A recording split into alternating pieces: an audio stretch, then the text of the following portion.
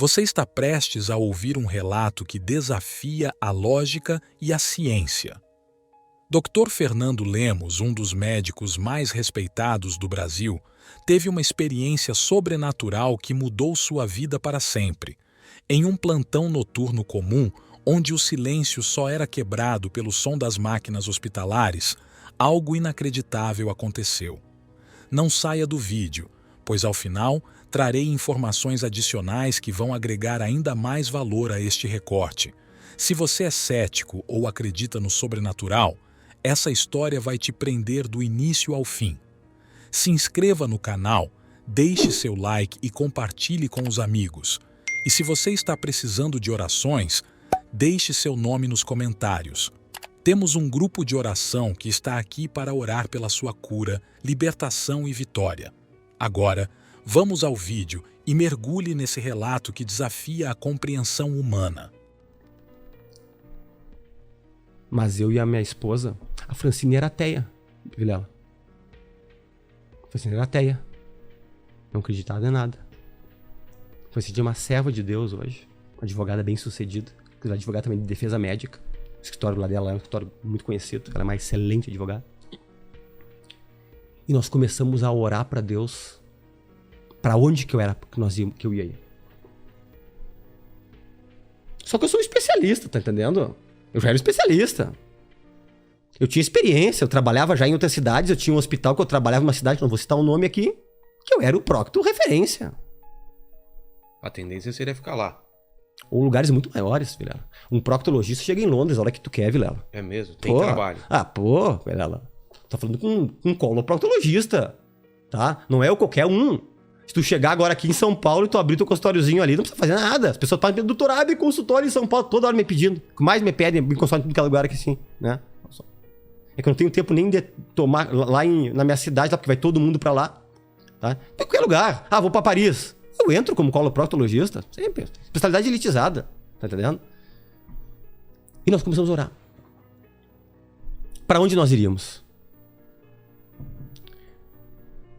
O meu pai dizia assim pra mim: tu vem pra qualquer lugar, tu só não vem pra um lugar. Qual? Rosário do Sul. Ué? Porque meu pai é urologista, só que assim, Vilela, lá. Quem conhece o Dr. Clóvis Lemos, muito bem sucedido. Ele foi numa época pra lá que não tinha urologista em 10, 15 cidades. Quase toda a família uro. Eu só mudei pra procto na residência. Eu ia fazer uro toda a minha vida. Desde o meu primeiro semestre eu ia ser mais um uro na família. Graças a Deus que eu troquei. Eu adoro minha especialidade. Isso, não vem pra cá. Então meu pai, se tinha uma pessoa que poderia me dizer, meu pai, primeiro, meu pai, ele me ama, ele queria ter o filhinho dele por perto, certo? Claro. Todo pai quer o filho por perto, certo, Vilela? Claro. Tá? Só que ele, por entender e me amar, ele dizia, não vem, porque aqui não tem campo para um proctologista. A cidade é muito pequena. Aí eu e a Francine estávamos orando. E a minha mãe, dona Sônia Lemos, eu até me emociono quando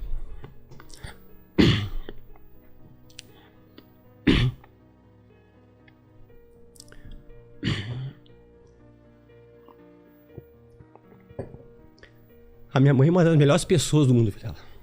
O coração dela. Ela chega a parecer boba de tão boa que ela é. Não sei se eu conheço alguma dona Sônia Lemos nessa vida aí. Deve ter perdido por aí. Mas como ela, a gente não tem. E ela tinha um grupo de oração, tem ainda, com umas irmãzinhas da igreja.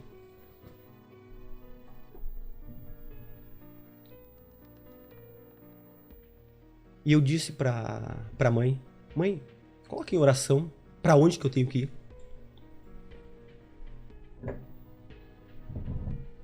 Tu quer saber o que aconteceu, Vilela? O quê?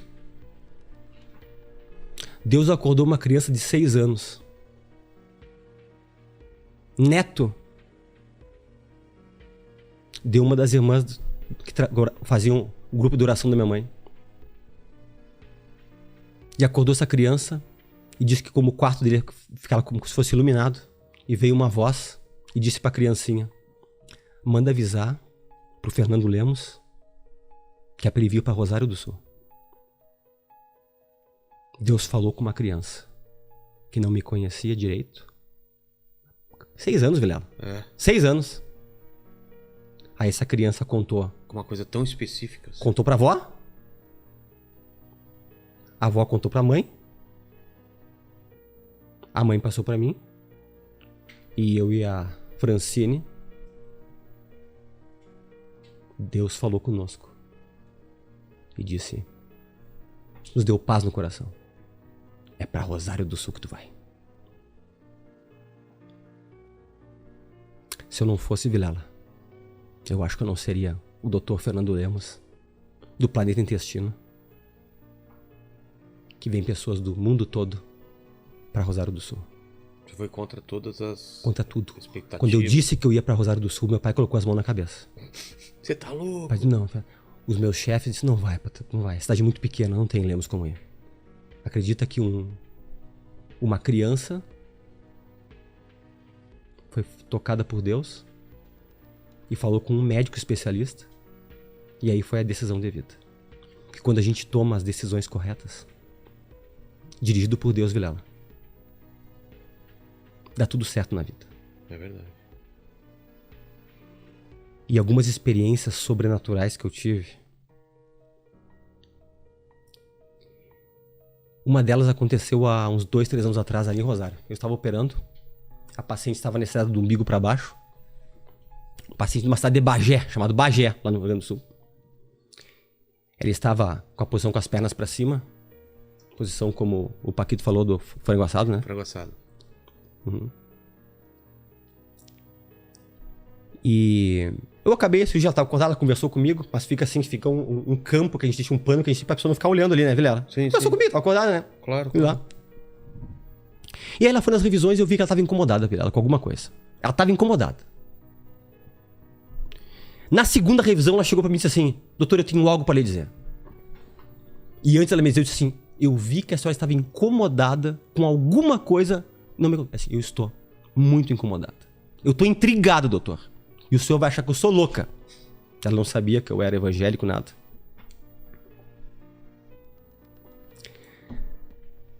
Ela disse, o senhor estava no meio das minhas pernas, assim, lá, eu assim, entendeu, Vilela? É como se tu fosse ela, a cabeça dela aí, e eu aqui, operando. Tá. Só com o campo separando aqui. Ela não conseguia te ver. Não conseguia me ver, só o campo assim. Tá. Ela conseguia olhar por cima do campo pra lá. Quando eu olhei pra lá, eu olhei alguém em cima do Senhor com o formato de Cristo e com a mão no queixo lhe olhando todo o tempo. E do ladinho tinham seres que pareciam anjos. Só que eu sou ateia, doutor. Eu não acredito em nada dessas enganações. Só que eu fechei meus olhos. E o senhor lembra que uma hora eu falei com um anestesista só para ver se eu estava acordada? E eu fechei e eu abri. E todo o tempo, aquele ser estava parado e olhando o senhor para baixo. E eu disse para ela, não foi ilusão. Esse é o meu amigo que eu convido todos os dias para participar das minhas consultas e das minhas cirurgias. Eu não consegui ver ele, mas Deus tem algo com a senhora, para a senhora crer, para a senhora confiar. Isso aqui. Essa paciente é minha paciente até hoje. Teve uma outra situação bem parecida, uma senhora que começou a dizer que viu anjos passando por cima da minha sala cirúrgica, enquanto estava comigo operando também. É porque médico é uma das profissões... Mais céticas. É. Céticas que não acreditam em nada. Exato. Tá entendendo? Só na ciência o que é... É. E outra que eu tive pra finalizar essas aqui. Essa foi uma experiência muito pesada. Quase de filme. Não vou citar o nome do hospital de Porto Alegre. Só vou dizer o quarto 109, que eu nunca mais esqueci. Isso aconteceu há 19 anos atrás. Me chamaram numa madrugada, minha equipe. Eu era ainda residente. E sabe aquela... Quando tu tá na juventude que tu fica... Um pé na igreja, um pé no mundo? Sabe que todo mundo passa? Sei, tipo Né? o Lene. É? Assim, Né? Sabe, lá. Eu nunca saí da igreja, mas sabe aquela coisa assim, aquela convicção que tu acaba perdendo, né? Sei. Né? E aí chamaram. E aí desceu um monte de equipe pra lá pra reanimar o paciente lá, né? E tinha um monte de residente, né? Porque lá tinha uma briga quem ia chegar primeiro, o residente da cirurgia ou os da clínica pra reanimar, pra tu aprender a fazer a reanimação lá. E tinha umas 10 pessoas no quarto, umas enfermeiras. E tu reanima por 30 minutos. Essa é a regra mundial. Se não saiu em 30 minutos, não. Acabou. Foi reanimado 30 minutos. E quem tinha chego era eu. Então, primeiro do que os outros. Então quem dominava, quem mandava lá era eu. Porque quem chega primeiro é o que comanda tudo lá. Que é o Tá, responsável. tinha o pessoal da enfermagem ali, ajudando, um abusando, um massageando. E eu tava massageando, e outro aqui sim. E faz atropina, e faz adrenalina. Na época do regente faz tudo isso aqui. Quando bateu 30 minutos, eu disse, não, pessoal, nós vamos tocar mais um pouco. Tem que obedecer quem tá no comando. Bateu 30 minutos, Lemos. Os colegas falaram assim. Não, vamos tocar mais um pouquinho. Resumo, a gente foi até mais ou menos perto dos 45 minutos. O homem não voltou. E era um paciente que a minha equipe tinha operado. E nós ia dar alta pra ele no outro dia. Poxa. E nós tínhamos avisado pra família que ele ia ter alta, um câncer de pâncreas. E me acontece essa, talvez eu tava nessa ânsia de tocar mais porque eu queria que ele retornasse, porque eu disse pra família que ele ia ter alta no outro dia. O cara morreu. Aí quando acabou, tá, vamos lá, tira daí. Vai guardar as coisas tudo aí. Daqui a pouco, esse homem começou a se retorcer na cama. Porque nós médicos somos céticos, sabe? Existem umas mioclonias involuntárias, que são uns movimentos que pode acontecer, que a pessoa tá morta e pode ter. É? Mesmo Pode, depois de pode. morto? Eventualmente tem. Mas mioclonia, porque a gente médico, a gente sempre quer achar uma explicação por umas coisas que não tem. Mas aquilo lá aconteceu pra mim. Aquilo lá foi uma coisa que fez eu entrar pros trilhos. Começou a mexer. Só que ele começou a mexer um pouco pra mais, velho. E começou a fazer uns movimentos de se retorcer e uns grunhidos. Resumo da obra.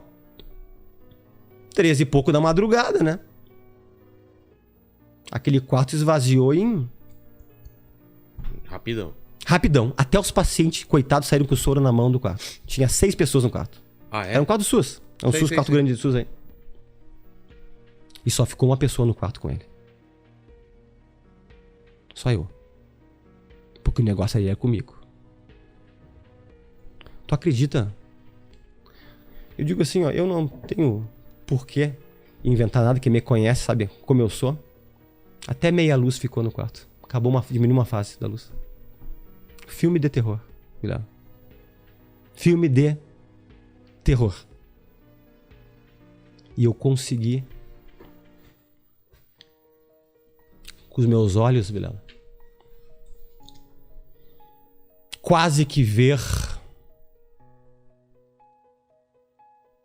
vamos chamar de espíritos maus, talvez, vamos dizer assim, buscando a alma daquele homem e saindo pelo quarto. Você viu vultos? Escuros, e aquele homem gritando, urrando, como se não quisesse ir pro lugar onde ele iria ir. Meu Deus. Isso aconteceu comigo. No meu primeiro ano de residência de cirurgia geral. Quem tá ouvindo vai saber qual hospital que eu não quero citar o nome. Tá. Aí eu... Opa, é comigo. Essa experiência, porque Deus não dá experiência só pra alguma coisa. É comigo. Aí foi uma das coisas que fez eu dizer, olha, essa vida é passageira aqui. Depois daqui, tudo tá recém começando. E eu acho assim, ó, Vilela, quase impossível. Não consigo entender como é que médico não acredita em Deus. Não consigo entender. É impossível, Vilela. É impossível, e a maioria dos médicos não creem, Vilela. É impossível tu pensar que tu pode engolir uma coisa e aquilo lá ter uma digestão tão perfeita e não apodrecer dentro. Ou eu te beliscar e milésimos de segundo subir até o teu cérebro e vir pelo ramo eferente te dar novamente uma sensação de dor e tu te arrepiar e dar adrenalina, nova adrenalina. É uma coisa tão perfeita, coisa impossível. Então eu tô tendo apenas muitas experiências. Mas esse cara, o que deu? Você foi embora depois? Esses Quem? vultos? Ele morreu. E ele pegou, depois que aqueles vultos se aproximaram dele, saíram como se fosse por uma janela de madeira que tinha ali. Eu me lembro até onde E aí bem ele era a parou- porta ali. E aí ele Ele parou. morreu, acabou tudo aí, morreu. Cara. Buscaram a alma dele. Porque a eternidade é uma realidade. Vilela, quem já viu muitas pessoas morrendo, eu já vi. Todo médico já viu. Qual é a coisa Vilela, que é comum a todas as pessoas que Vilela, morrem? assim, ó, é muito... Tu já foi em velório? Já, claro. Já foi? Velório? Já. Ok. Você não tem uma sensação que só tá o boneco ali? É.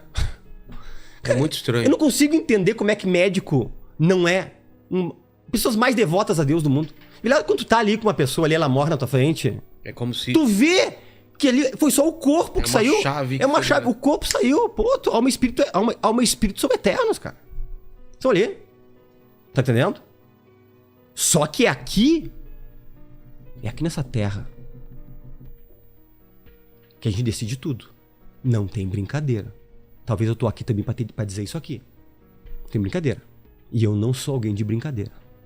Eu levo minha vida muito, muito a sério. Eu não, em hipótese alguma, eu coloco os meus méritos. Eu em primeiro lugar. E não ter falo da boca pra fora. É Deus que tem um propósito de querer fazer chegar pessoas lá. Porque eu atendo pessoas de tudo que é criança, Vilela. E o médico tem que atender tudo que é criança. Não brigo, não discuto, mas ninguém bem capacito tudo. Mas tem muitos casos que entra oportunidade e eu sinto. É pra falar pra essa pessoa. E geralmente quando eu sinto isso de falar, Vilela, porque eu não tenho nem tempo na consulta, é tão rápido, né, Vilela, as consultas. E isso que as minhas consultas não são rápidas.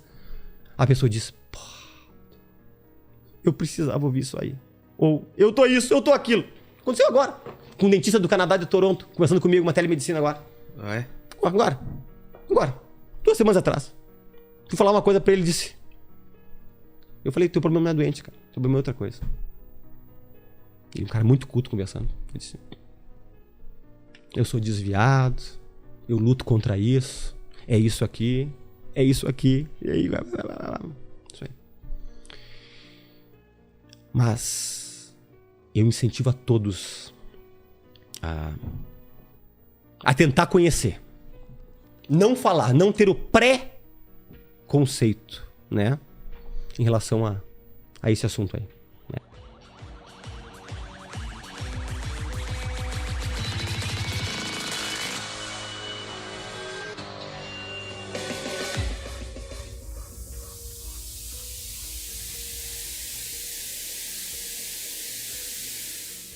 Os espíritos curam corpos ou espíritos?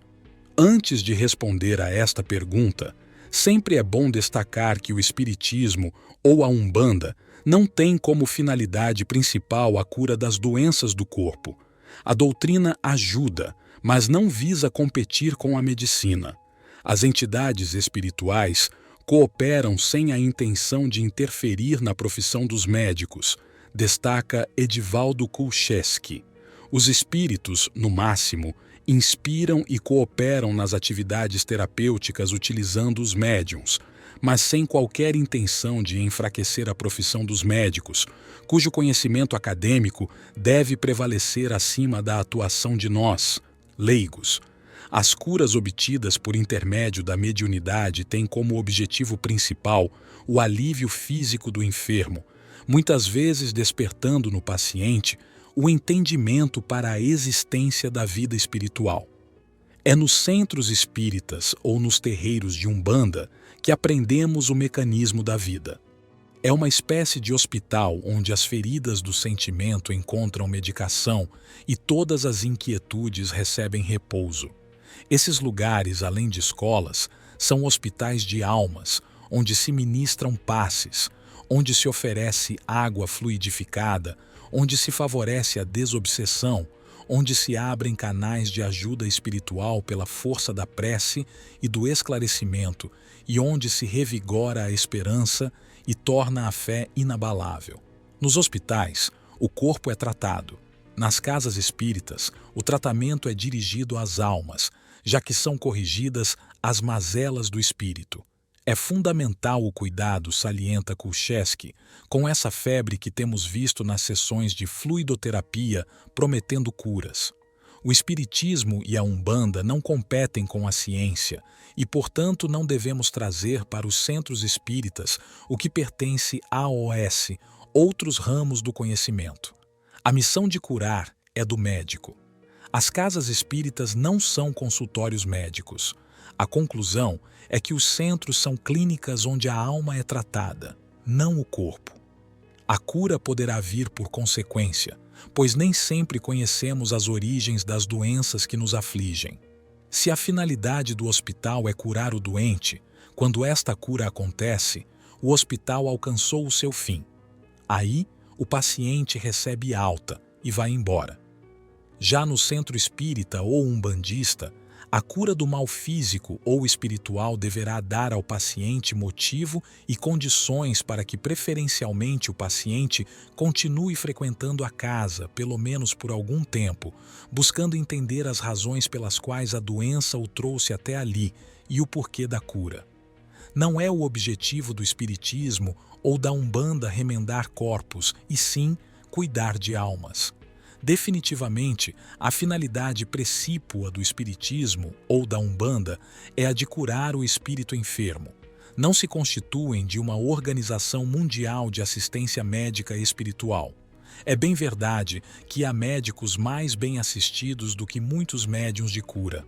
Assim como é verdade que, infelizmente, certas criaturas mercenárias ainda usam a sua faculdade mediúnica para fins desonestos, aliando a prática da caridade com a remuneração financeira.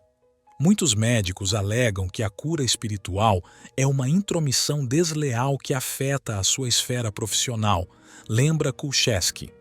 A medicina acadêmica ainda não consegue curar todas as enfermidades do corpo físico, e também se mostra incapacitada para solucionar as doenças psíquicas de origem obsessiva. Por isso, os médicos não têm condições de censurar os esforços do tratamento mediúnico, que tenta suprir as próprias deficiências médicas no tratamento das moléstias espirituais. A medicina oficial, embora torça o rosto para a inclusão do médium na sua área profissional, fracassa diante dos casos de obsessões, quando pretende tratá-las de modo diferente da técnica tradicional adotadas pelos médiuns. Na verdade, o médico e o médium devem se transformar em instrumentos abençoados quando se preocupam em aliviar os pacientes de sua dor. O médico também pode desempenhar junto aos enfermos as funções de médium, caso seja uma criatura afetiva e sensível. As curas espirituais acabam atraindo os ateus, os médicos ortodoxos, os religiosos dogmáticos e até os indiferentes, que acabam se surpreendendo com os ensinamentos valiosos da vida imortal. Muitas criaturas, depois de exaustas em razão da via crucis pelos consultórios e hospitais, já decepcionados e descrentes das ressonâncias magnéticas, dos eletrocardiogramas, das radioterapias e cirurgias, acabam aceitando a inclusão dos tratamentos espirituais. A prioridade de cura espiritual é sempre das pessoas que estão com suas provas kármicas terminadas, as de melhor graduação espiritual, ou as que se encontram no fim de suas provas kármicas dolorosas pelo sofrimento. Esses pacientes são os eleitos a serem beneficiados pelas irradiações fluídicas e passes mediúnicos.